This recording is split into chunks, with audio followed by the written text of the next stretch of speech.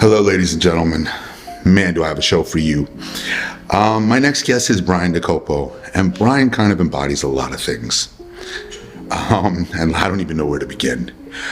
We talked about the strength of a man, and sometimes everybody will talk about how strong physically somebody is, or what they can perform, or what they can do. And to me, the measure of a man really is the mental fortitude and the resiliency to overcome what needs to be done at the time it needs to be done. I first met Bryan. It was rather an interesting story.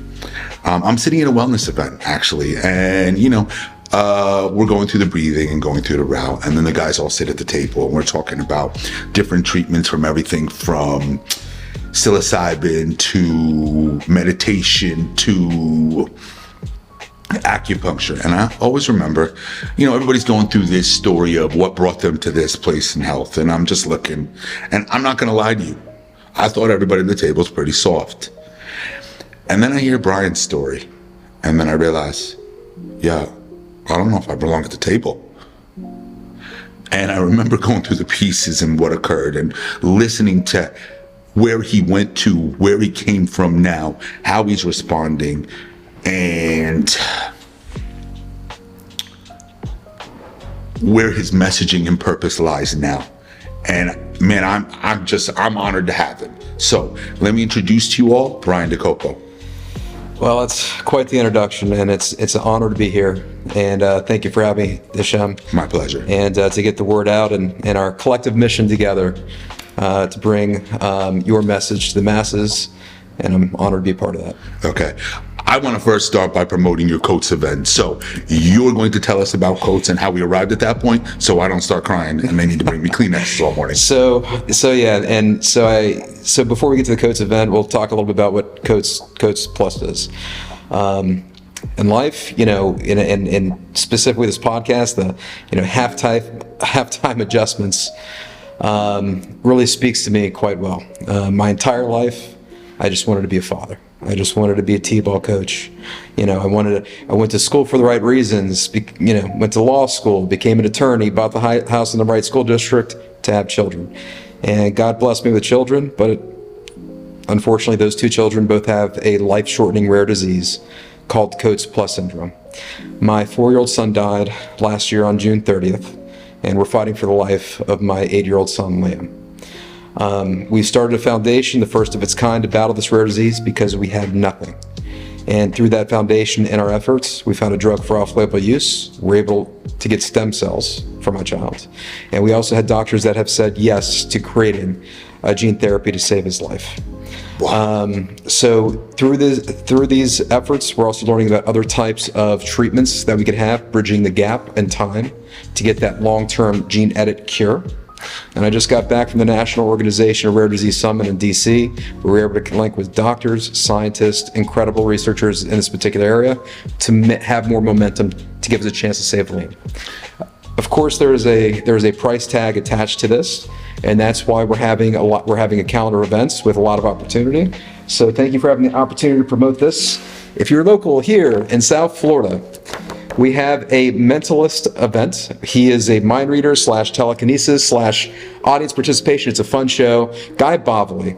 He actually was on, do you remember Stan Lee's Superhumans on History Channel? I do. He was on that. He was on that show. He was on Penn and Teller. This guy is legit. If you have not a chance to appreciate his work, it's going to be at the Riverside Hotel on November 13th. Everything goes to our foundation, the Coats Plus Foundation. We have a goal of raising $25,000 for this particular event. So if you're local, you want to have a good time, it's Thursday. And I hear Thursday night's ladies' night at a lot of places too. So you could come out, enjoy the event, go enjoy your time in Los Olas, and it's all for a good cause. And of course, I think we're going to be able to promote this maybe in the show notes for anybody here that's local. I look forward to it and attending myself. Bryan, before I go any further, can you explain to the audience the difference between Coats and Coats Plus?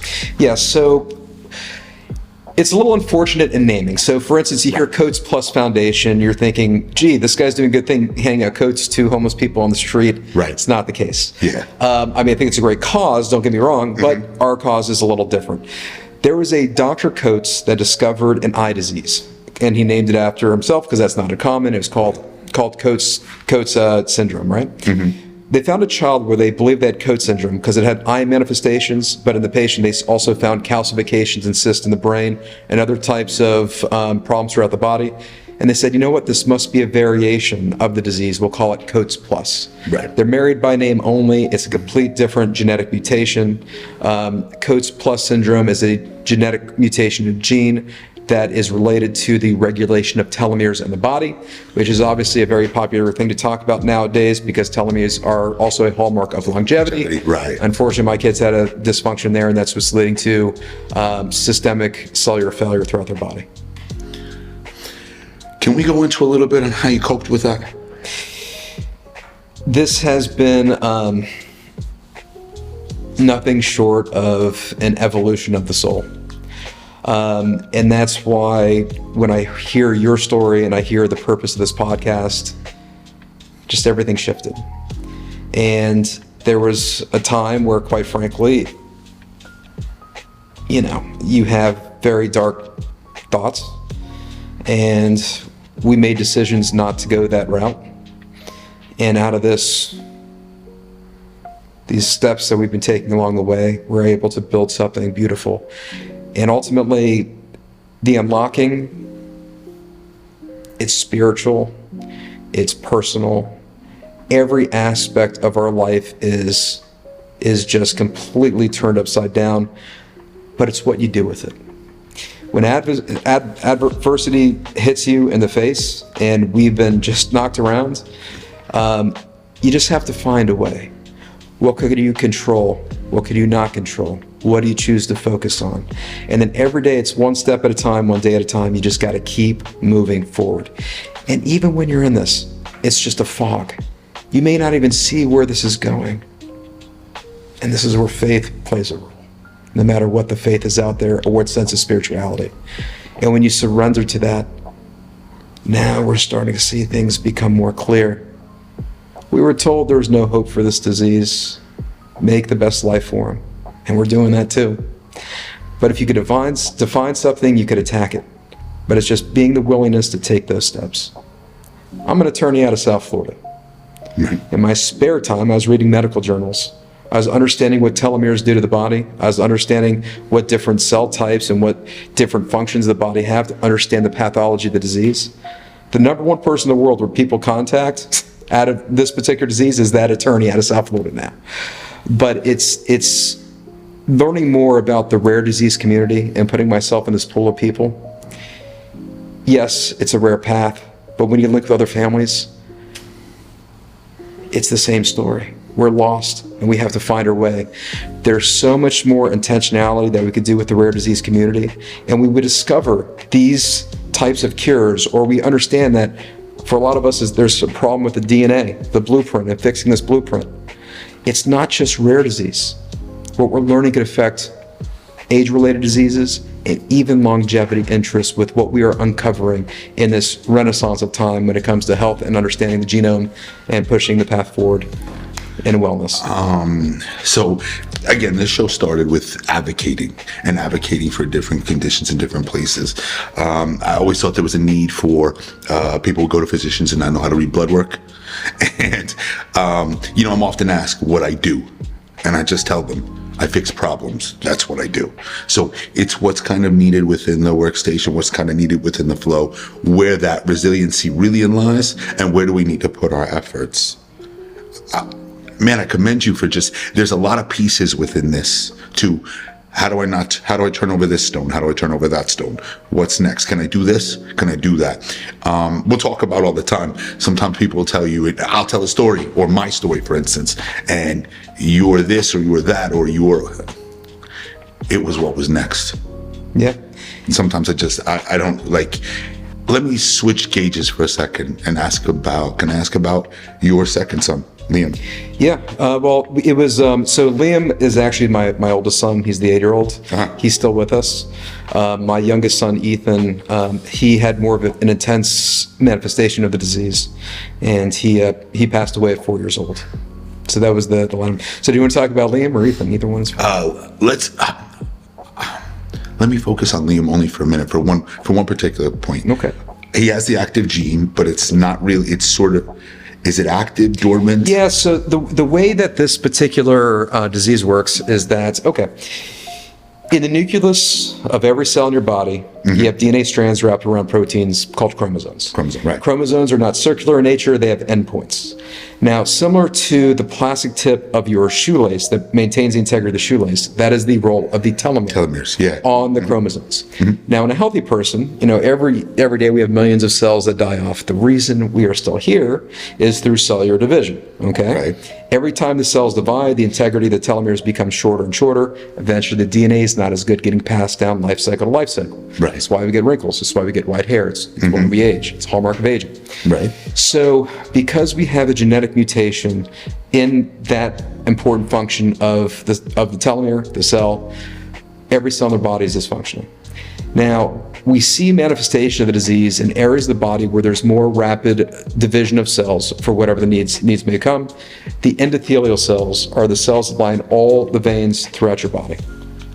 So they provide some important functions, one of which is a process of angiogenesis, creation of new blood vessels in the body. Right, blood flow, period, but yeah. Correct, but because of the fact that these cells are dysfunctioning, those newer blood vessels that are small, that are very important to the body, are bleeding.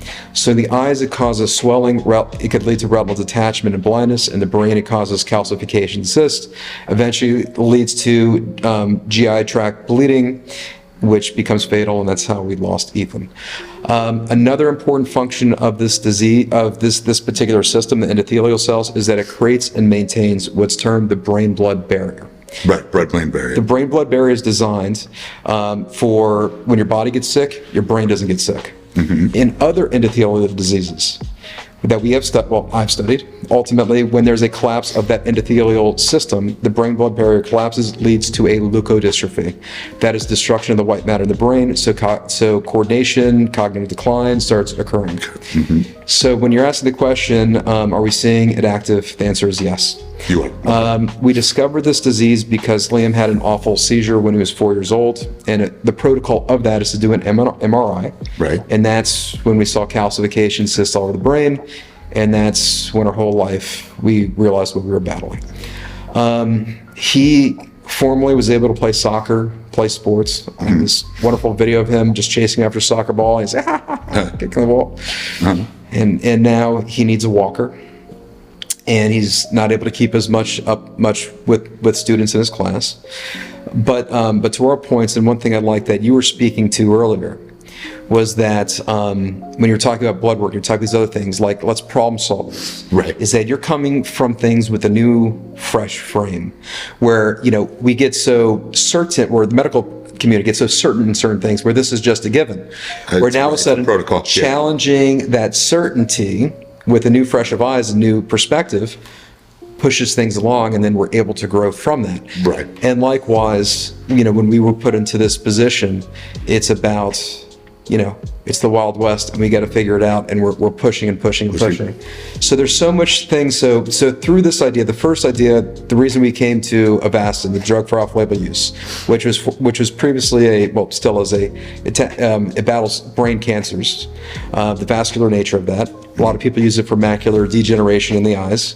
We're utilizing that to get rid of the bad blood vessels in his body, which is his eyes look great now.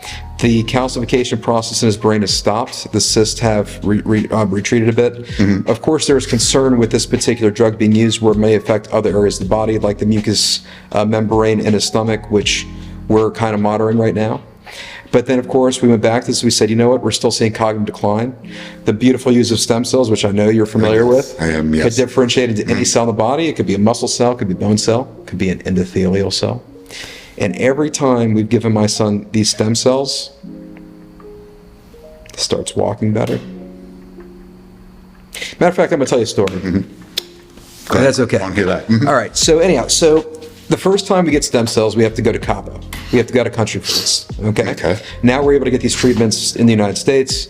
But the first time, I said, we got to do this first. We found Muse stem cells, which are multi-lineage stress-enduring stem cells. Right. For those that don't know, the previous iteration of stem cells, the original, is that they were 2D, meaning they weren't like 3D and have have a density to it.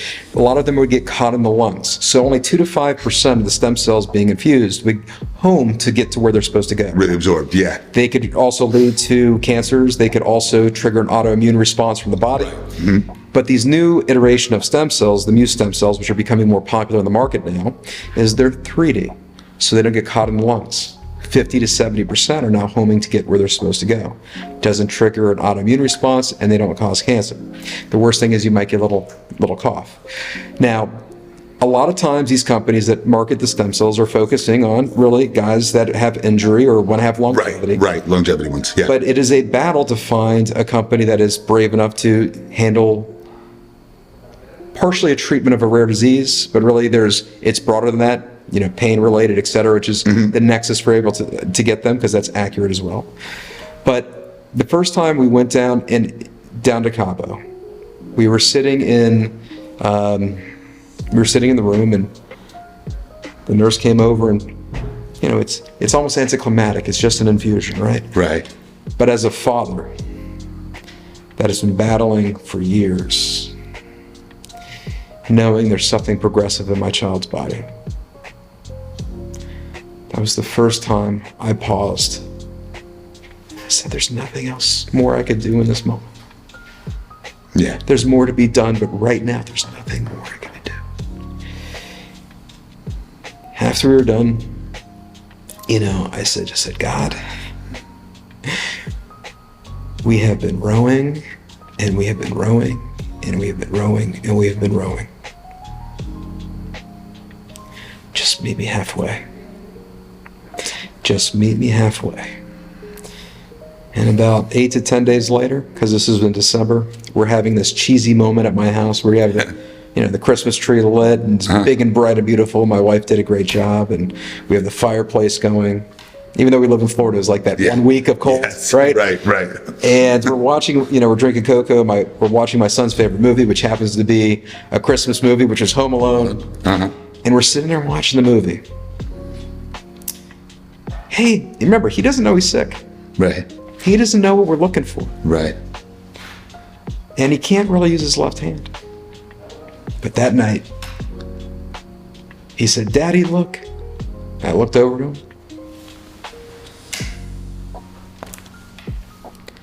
I could hold my cup with his left hand. Daddy, look. I could grab my foot. And I feel like God answered. Wow.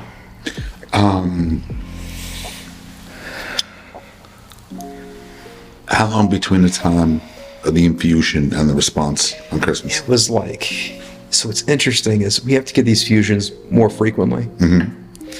So we, because it does kind of wear off. Right. But I'm like, man, we are onto something.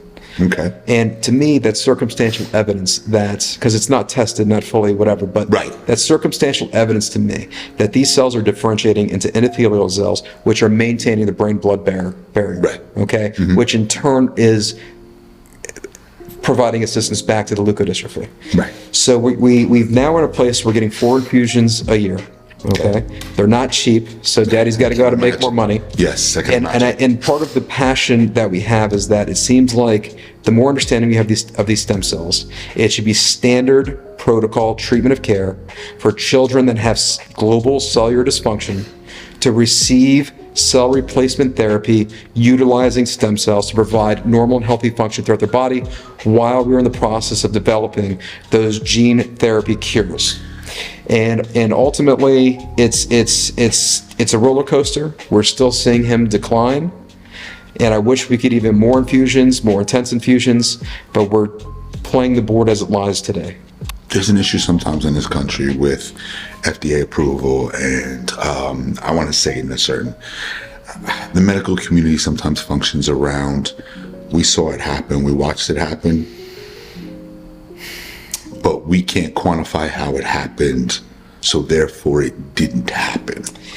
The idea of it being have to still be off-label use and there being a stigma. So there is, let me take a step back to go forward.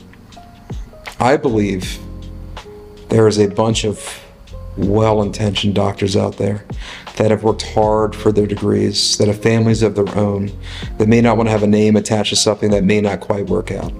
I believe we have regulation. Of course, there's times where things are over-regulated. There needs to be a framework for it, for certain types of progressive life-shortening disease such as ours, which is being instituted as we speak right now with some great legislation in Washington. Now, is it still too constrictive for my liking in my position? Yeah. Yes.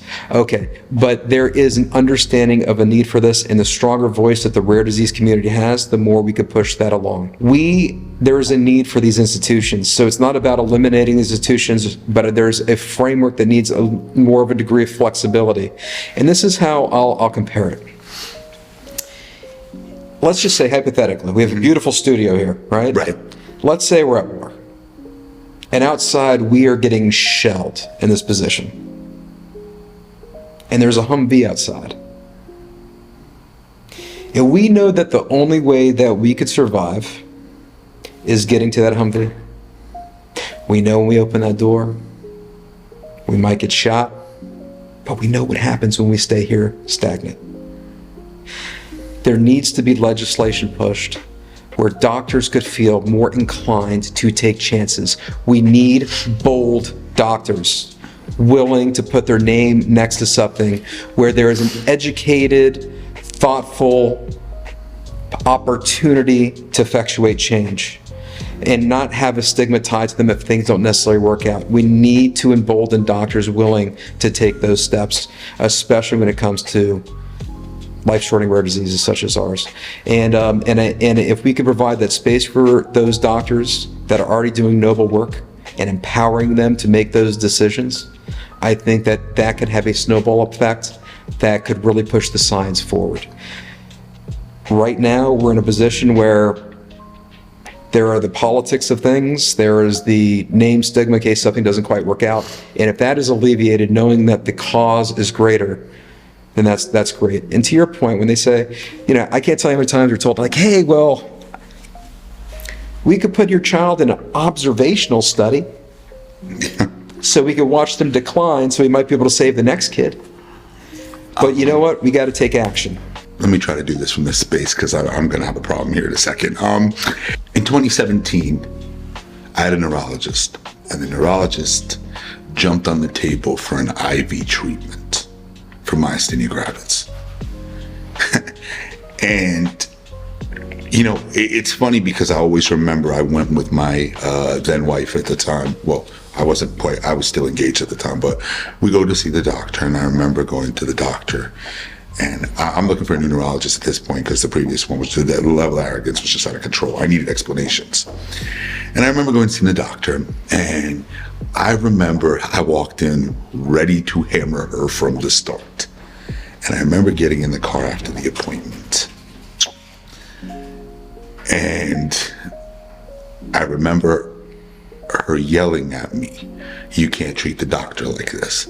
And I remember responding to her with, "You treat the guy at the drive-thru like that, and you're spending $6.50. This is my life." And I remember sitting there, and I remember it turned out to be the best doctor I'd ever had. She would leave to become a naturopath later, which is very funny, but I gave her the business that first day.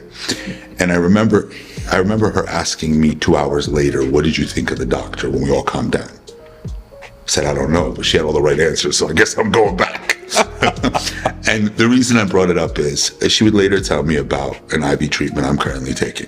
Okay. The IV treatment,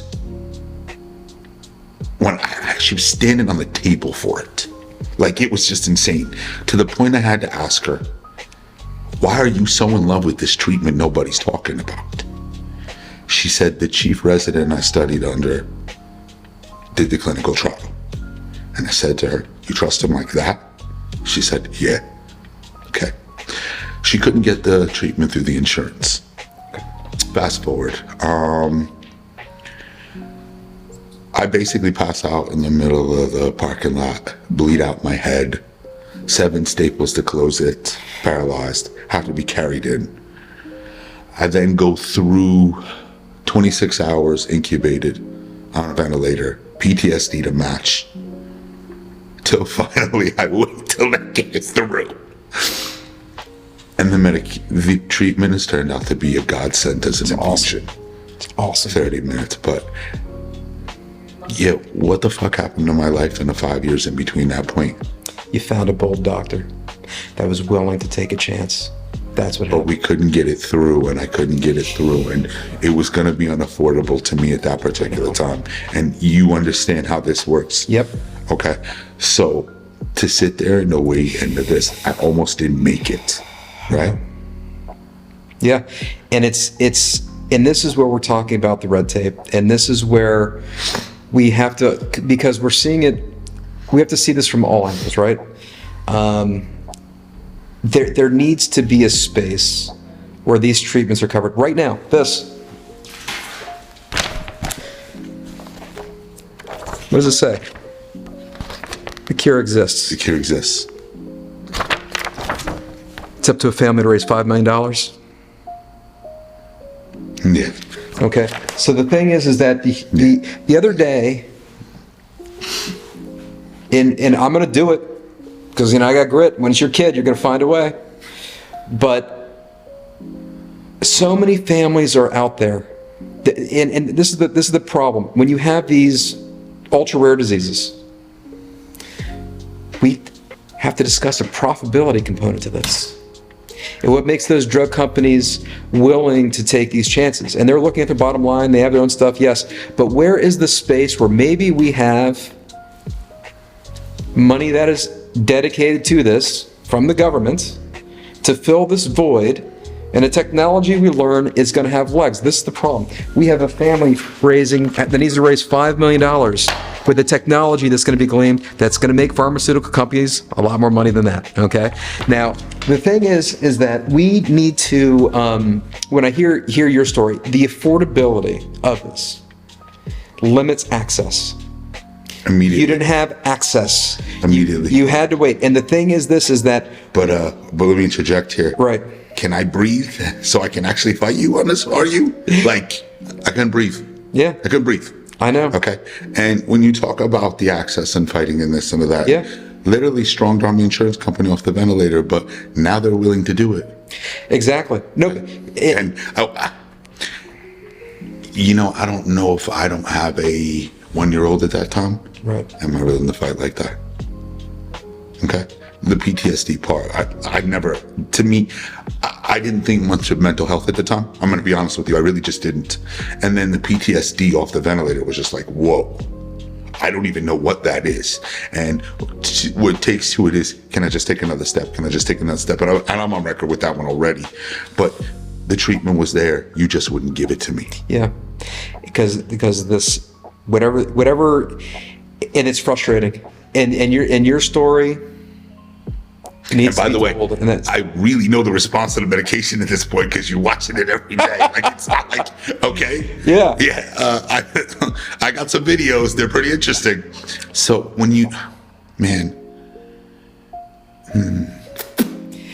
Yeah, no, it's what you had to go through. And the thing is, this is why it's important for you to have this platform and to tell this story. Because you're providing space for other people that have similar stories to share this, and that collective action, and knowing you probably felt very alone. Here's this treatment, here's this cause, and you're fighting on your own. And the thing is when I went to the National Organization for Disease, let me tell you something, this journey has been, I'm blessed with the community, I'm blessed with the people that have come to our side to battle this together. But man, it's lonely. Spend the time, try to research it, find it. And the thing is this, and when I went to the National Organization for Rare Disease and I was in the room with other parents that walk the same path, and it's lonely, let me tell you something. There's empowerment once you realize, yes, it's rare and these tough medical situations are rare, but to tell the stories and say, hey, we're seeing a common theme, we're seeing a common need. We need to have a way of having access, and when you put a price tag to it, limiting that access, that's a problem.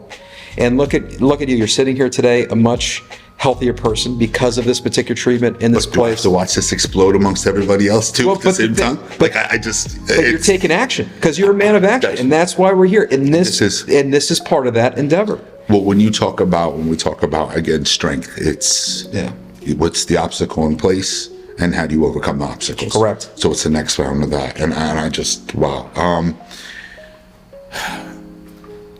Things that got you through the protocol, things you got you through.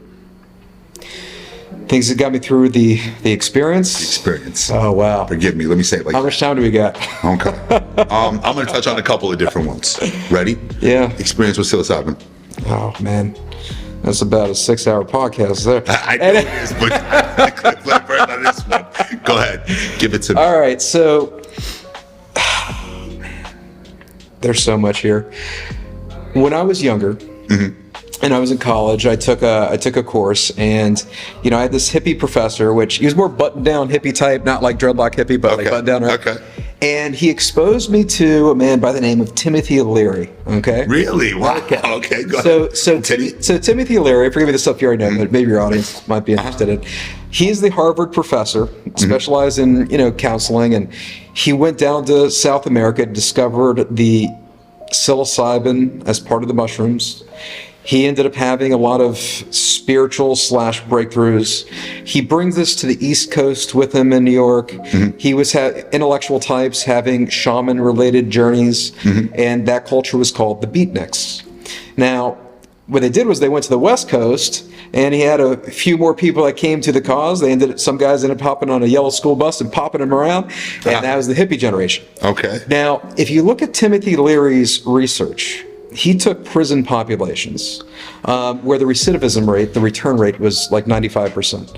Right. But out of his subject group, where he acted as their shaman, suppressing the ego and ultimately walking through their issues, the recidivism rate was 5% over his large sample size, was like 5,000 people.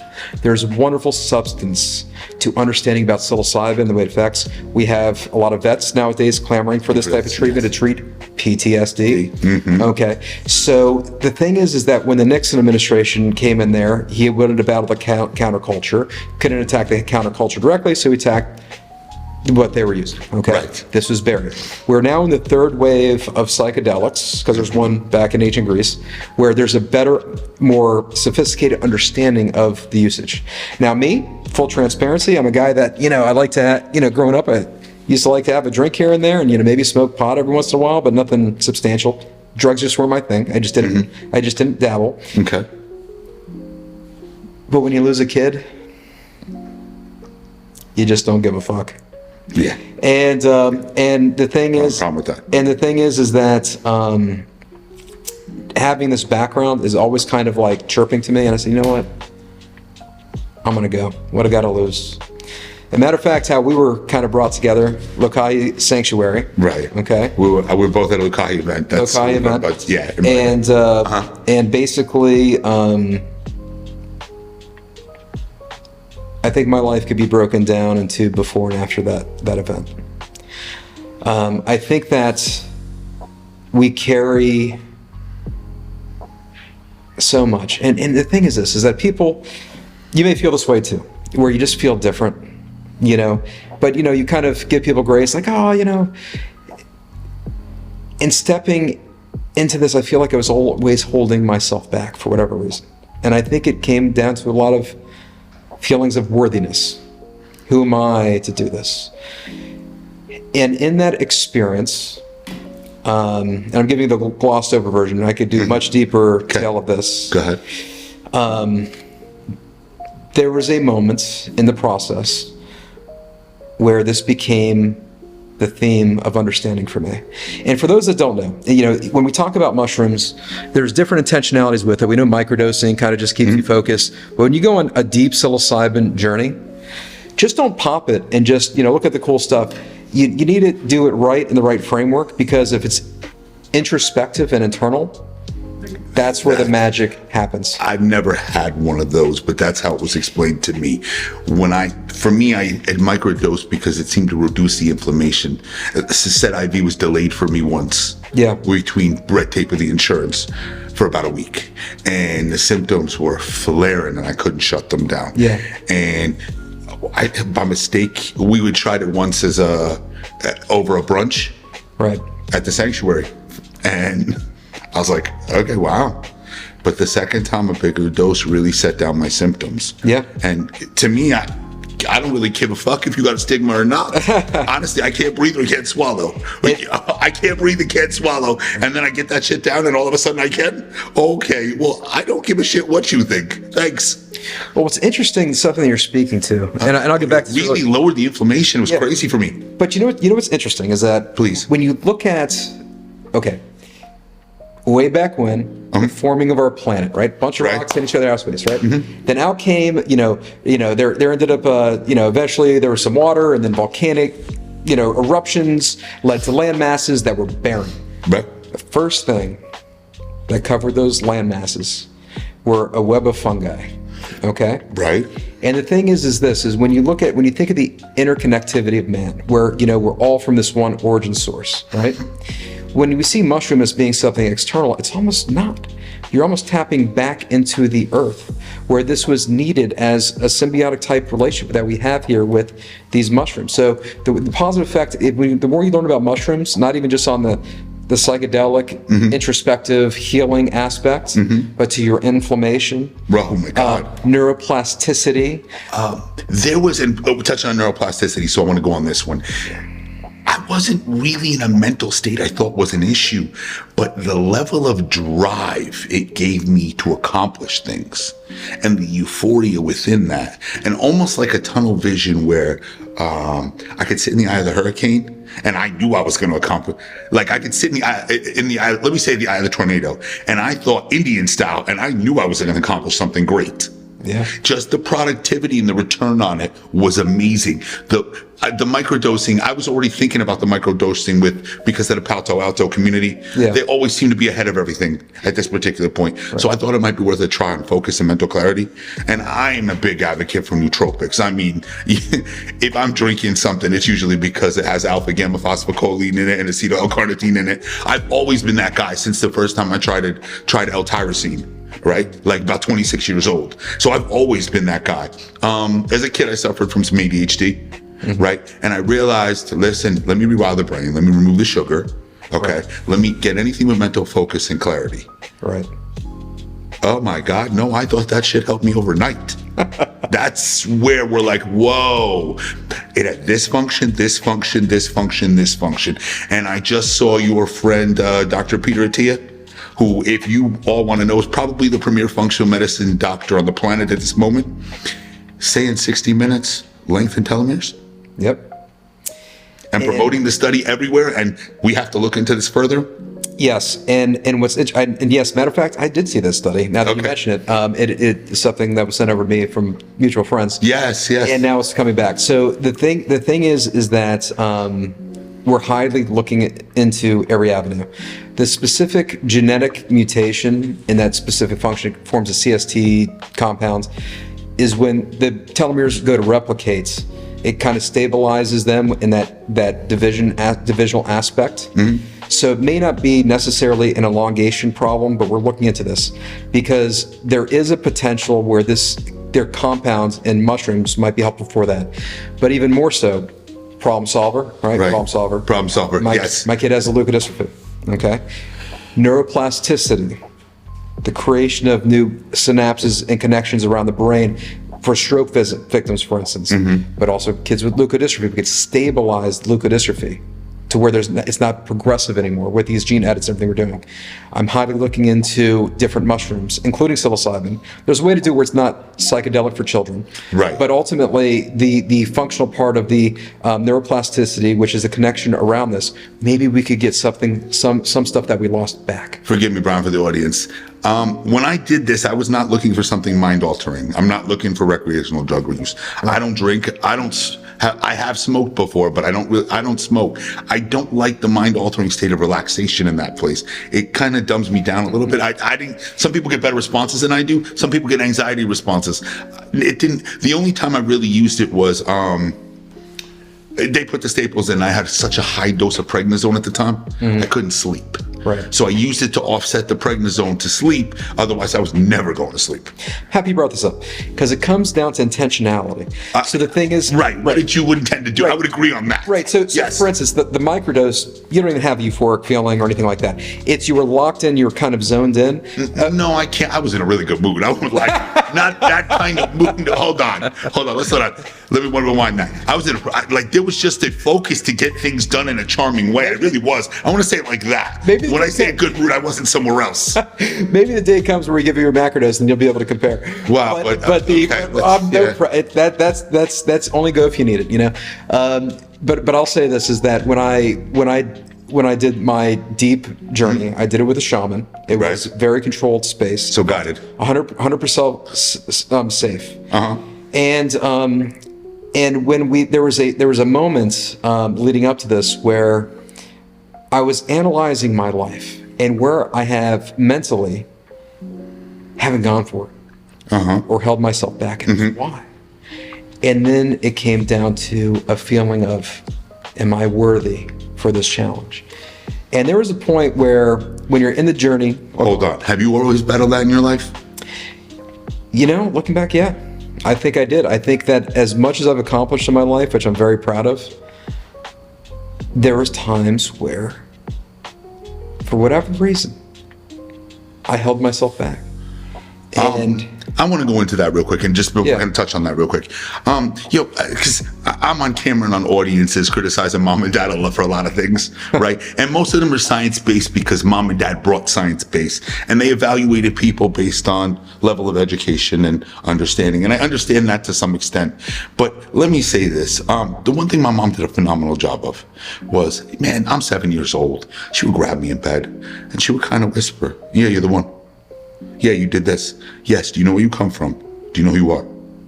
Do you understand this? Do you understand that? So when things would get into a problem, my mindset's always they diagnosed me, and I remember the doctor, and he's like, yeah, you'll never be the same. He's telling it to front. My mom flew in to see this, right? This is the second time I'm seeing the neurologist. And I remember telling the neurologist, you got this all wrong. I'm the one. And he said, and he keeps asking, I'm sorry, I'm not following. The one. Yeah, you heard of 1 in a million? I'm the one. And I've always thought that. I always thought there's a better great mindset. I always thought God blessed us with something to fix that on this earth. You just got to go on tap what the fuck that is. And having that mentality puts a frequency out there where it's almost self-fulfilling. So the thing is that you had the mentality is great. My parents, I had the lottery with my parents. I had probably the best parents on the planet.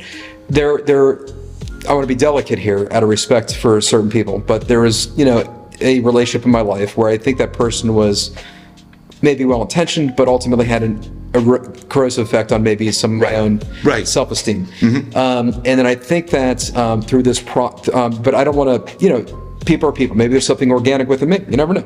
But I do know that in that moment, there was a pivotal point where the shaman, through the experience, you have to take hape, which is elevates the experience and brings you up.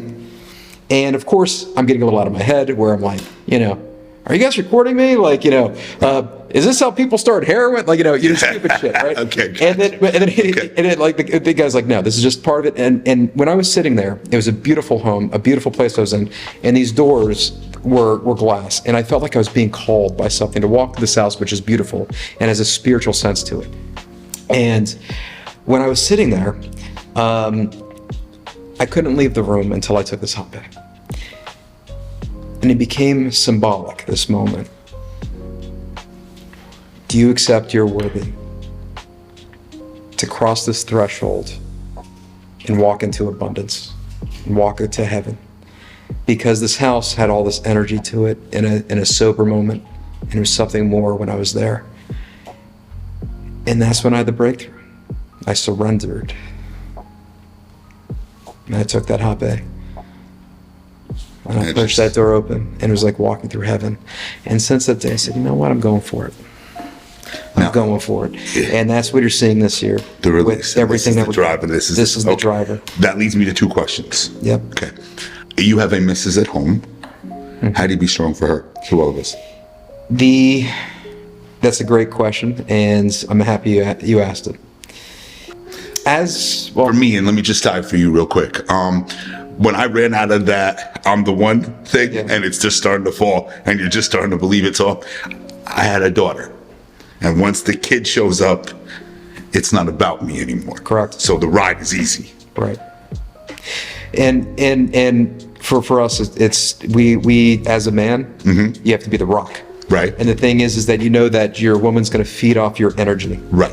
And the thing is that even when we got the diagnosis, which was an awful experience, my wife just hit the floor.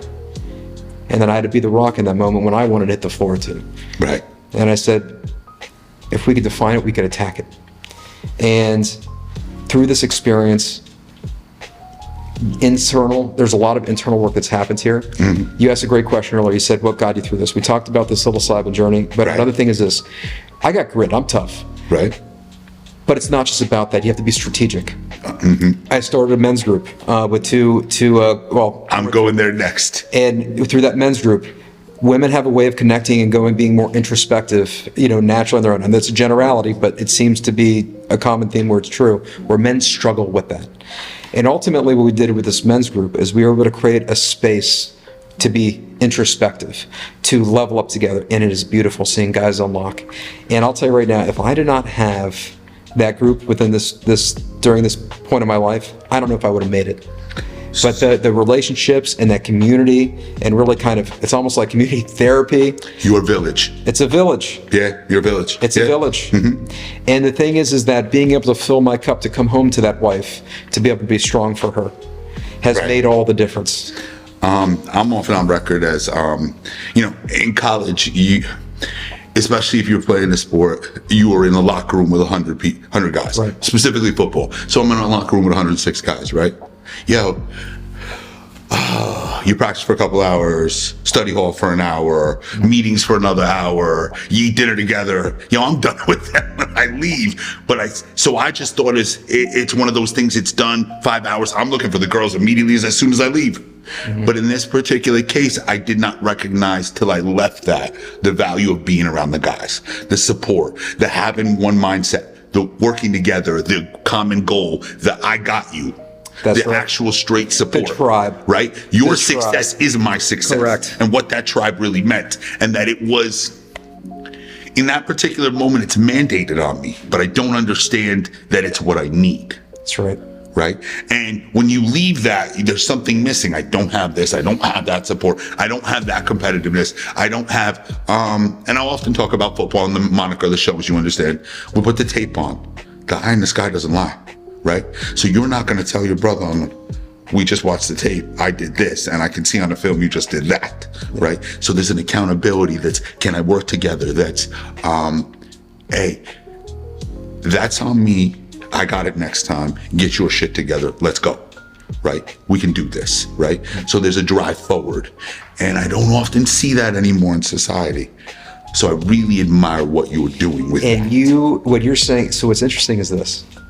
People that come to our meetings, they show up because they think it's a networking event, right? Right. And they show up there and they're like, oh, I came because Bryan invited me. Right. And they step into it, and then we have a topic we speak to each week. So for instance, the first meeting we have of every year, we write a letter to ourselves dated December 31st of the same year. And it's basically congratulating ourselves on all that we've accomplished. It's a goal setting one, okay? We're given accountability partners, it carries through. Example of another topic is, we would write a eulogy to ourselves.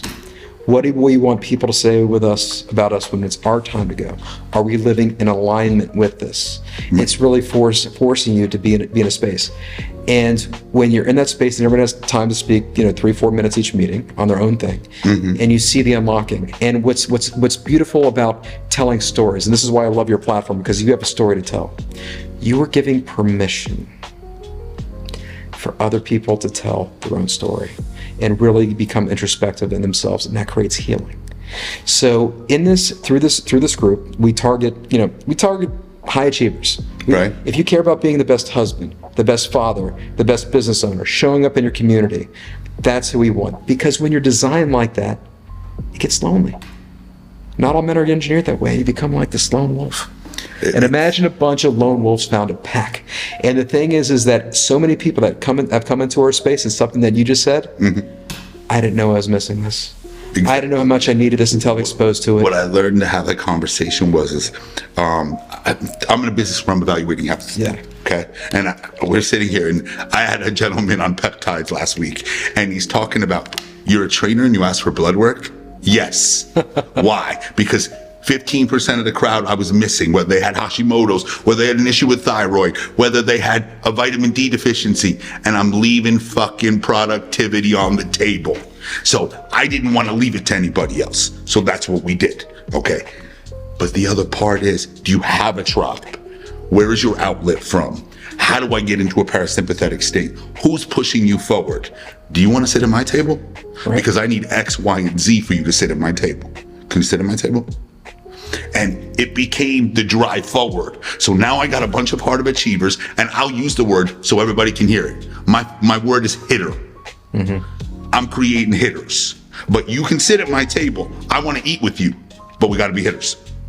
Okay? Now, how do we drive forward and become hitters? Now, you don't have to be a hitter the minute you sit at my table, but you better be in the process of becoming one. That's right. Okay? Just putting it out there. I didn't play on your level, but I was captain of my high school football team. I love it. I better tell you some Al Bundy stories. No, I'm kidding. Okay. But when you say hitter, that speaks to me because I was a hitter. Right. I used to have the stripes on my helmet. This is before we had concussion protocol. All right. Right. I grew up in that era. Oh, you weren't catching the ball over the middle without getting it. Oh, and let me tell you something. Also in South Florida, you grew up in South Florida, man. We take our football serious down here, and just the stories I could tell from just like Little League Pop Warner football. And just going into these different neighborhoods and winning and having to fight your way out. It's a whole culture, baby. I had 9 kids from South Florida in my recruiting class. Oh, you know what's up. So yes, I found out pretty quickly. But so how do I say that? That was my first experience in South Florida, really. So you understand. Yeah. But there's a certain level of lifting, and I recognize I'm using sports acronyms for it, but really understanding this is what we do as a group. This is that accountability, okay? And you can bring that to whatever walk of life you'd like, in whatever genre of business you'd like. But how do we create that where it's a balanced system, okay? I'm going to be weak at this, you're going to be weak at that. Let's lift each other. That's right. That's kind of development. And, my father passed a couple years ago, and he would always say to me, the greatest investment was the investment in human capital. And our friends have a group chat, and the group chat is called Human Capital because I told that story. It's beautiful. Right? So your legacy is, I'll often say, your legacy isn't really how much money you made or what you earned or per capita income or the accolades sometimes. It's really who did you develop. And I really remember, getting 6 feet deep and putting him on his right shoulder and going through the whole process. And remember, they didn't bury him with the estate. Nope. Okay. So what legacy did you leave? Who did you develop? So my last question for you is, because I think you figured this out, what's your purpose? And I love the way that you frame that because everything you mentioned there, you can't take it with you. What do you create that extends beyond you for generation to generation? In a spiritual sense, I didn't choose this path. Something chose me. And then I have to surrender to it. And I believe my purpose is this. Number one, selfishly, I want to save my kid. But even beyond that, I believe I was called to be a voice for those other rare disease families, those other families that are dealing with health issues, a way to put a structure and a framework together, but elevate the voice and exposure of what we could do as a collective, not only in the rare disease space, but also the age-related disease space, longevity interests, and if we're able to make an impact there, that's legacy for me. Bryan, tell everybody where they can find you. Yes, if you're interested in reaching out, you could find me at info@coatsplusfoundation.com, info@coatsplusfoundation.com. You can feel free to look me up on social media, Brayan Docobo, that's Bryan with a Y, Docobo, D as in David, O, C as in cat, O, B as in boy, O, Docobo. And the event is the The next event is November 13th. Las Olas, Riverside Hotel at 8 o'clock. Hit me up. You want tickets? You can also find this on my social media all over the place. It's for a great cause. Come have a good time. Guy Bavley is going to be performing. He's an outstanding, incredible, interesting performer. Perfect. And one last thing. Gentlemen that might be interested in your men's group. Gentlemen that are interested in the men's group, if you're interested, if you're a high achiever and you're looking to level up, and you say, hey, I want to comprise of the 5 people around me that are leveling up too. Imagine being around 20 in each chapter. Hit me up on that. You could hit me up on this very same way. You can find me at info@coats, spelled COATS, plus PLUS, foundation.com. Hit me up through there and I'll get you linked with the tribe. Ladies and gentlemen, I think I need you to understand something. You can hear all these things about strength and this and that. And honestly, this podcast was to advocate for health. And part of that is that resiliency. There's somebody sitting at home with a diagnosis or just got some information or thinking there's no other avenues. I encourage you and I implore you, think again and don't leave a stone unturned. Thank you.